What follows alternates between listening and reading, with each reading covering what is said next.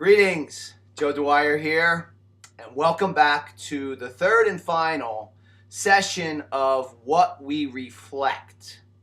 And in our last time together, we spoke emphatically about how not to complain about things in our life. And speaking of complaining, or not complaining, I should say, consider the story of a dog that I saw not long ago when I was on summer vacation. And this dog's human was in a wheelchair, and he was trying to make his way across a street. The dog, being very old but very attentive to the owner, would not get too far away. As a matter of fact, he did everything he could to stay very close and kept his eyes fixed on his human the entire time. The effort that went on in this dog's actions was exemplary. It was effort like I had never seen before, or had I? Because in fact, that's how dogs do everything, with 100% effort. Every Sunday when we have dinner here in this house, the dogs get a treat. It's a frozen Kong. You probably know what a Kong is. And it's frozen with all kinds of things, vegetables, peanut butter, some food. And the effort that they put into this is again, it's amazing. Okay, so you're going to say to me, well, that's food. Of course, they're going to put in a top effort. But they put in the same effort when they're greeting you at the door, whether they've seen you an hour ago or a week ago. They put in the same effort when they're barking at the mail person, and so on and so on. And therefore, our third and final time together on What We Reflect is on effort and putting forth a 100% effort like the dogs that I just described every time and in every function that presents itself to us. Is this possible? Of course it's possible. But we as humans, we slip some. We slip. All of a sudden, our accountability of effort kind of wanes depending on how we feel, depending on how we perceive the particular function. There are so many factors that can go into seeing us drop off our effort. And that is exactly what we will now take on. We're going to do it in the form of what I have seen to be the most common comments as to why the effort is not just put out there. And the first one is, well, what's in it for me? What is the prize here for me? So the student who is taking a history test, who has aspirations to be a science teacher or a scientist, might say, well, this isn't my thing. What's the real prize here for me? And therein lies the first pitfall, and we will absolutely answer it with the most important answer of them all, which is every single action should take on our self-satisfaction and our self-pride. It shouldn't matter what it is. It should just matter that in front of us is a task, and we are to take it on so that we can feel good about ourselves when we have completed it. And the prize on the other side should not even come into it. It should be not even a factor. The second is, well, we really just don't think this is worth it to us.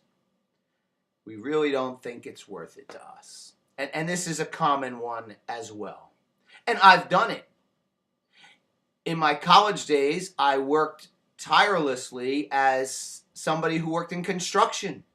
I was learning so much. And then I got to, past college and into my working life. And I said, well, that's just not worth it to me anymore to do any of those things. Well, that was the wrong mindset. And in fact, it is worth it. We must consider each action as being valuable to our learning curve, valuable to even putting that money in my pocket. For instance, that task that I could have easily taken care of in the home and I asked somebody else to do it, that's like giving up financial resources that you don't have to, and giving up a sense of self-satisfaction for getting it done. The effort is right there in front of us for the taking. The opportunity to feel good about ourselves. The opportunity for that self-worth. And we inadvertently sometimes toss that to the side. And then there is, what does it matter? What does it matter? It doesn't really matter. Well, this one has to take on our broader vision. For when I was in school, I will tell you that I said the words, "it really doesn't matter," the most in English class, where I would submit that I struggled the most. What does it matter? And in fact, at that time in my life, as my earlier illustration, I was considering going on into a science discipline. And my major in college was chemistry. But what did it matter? Well, I'll tell you what it mattered. Here I am now as a motivational speaker. I've authored some books. Yes, I've gotten some assistance, but I've still had to put in the time and effort to author those books by my own skills.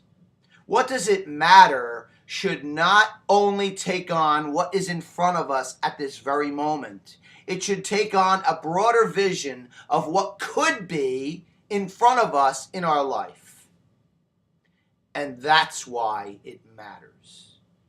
All of these issues where we take on different excuses for putting forth a top effort are kind of interwoven, aren't they?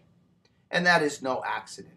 And sometimes when we weave them together, they become a very powerful impediment for us to do our top accountable effort and reflect that to ourselves and to others. And this is what we have accomplished today. So, what's the larger prize? There is no larger prize than our own self-satisfaction and our own self-worth for getting it done. It's not worth it? Well, yeah, it is worth it. It's worth it for the learning experience and for that self-satisfaction to invade our minds and hearts and feel good about ourselves. And what does it matter? Look past today and look towards the broader, positive future that could be out there. Every task matters, just like it mattered to that dog that I saw following his human in that awesome situation. Just like every task matters to the dog who will take on every effort, including personal interactions, with such powerful enthusiasm and 100% effort and nothing less. Finally, I think that what the dog is able to do that we need to factor into our mindset is that there is the word fun in every single effort they do. You could tell that this dog that I saw with his human was really enjoying, even the struggle, was enjoying it, was having fun keeping up with him and making sure he stayed close. You could tell that my dogs have fun when they are barking at the mail person or greeting at the door. There's an instilling enjoyment into everything that they do. And that is what we have to harness around the other issues as well. A sense of fun and enjoyment so that every task is done at its highest level. So with that, I'm going to give you an accountability action item, and that is to think back in the last week to 2 weeks of an action that you really didn't put forth 100%. Was it something that you do all the time? Was it something that you do and you felt that it wasn't worth it? Regardless of what it was, recall it, bring it back into your mind, and then form it around what we have discussed today. Make it so that that effort truly does mean something, which it does. Factor in some fun somehow into it, and make it so that this action becomes contagious with everything you do. With that, I say thank you. With that, I say let's make these efforts contagious so that we can have a deeper sense of peace and pride in ourselves. Let us make these efforts contagious and positive so that, as we have spoken about many times, more dogs will be saved and more people will be enriched in our life. I want you to have a great day, and I want you to start with a real positive action. Take care, and I'll see you for the wrap-up coming up real soon.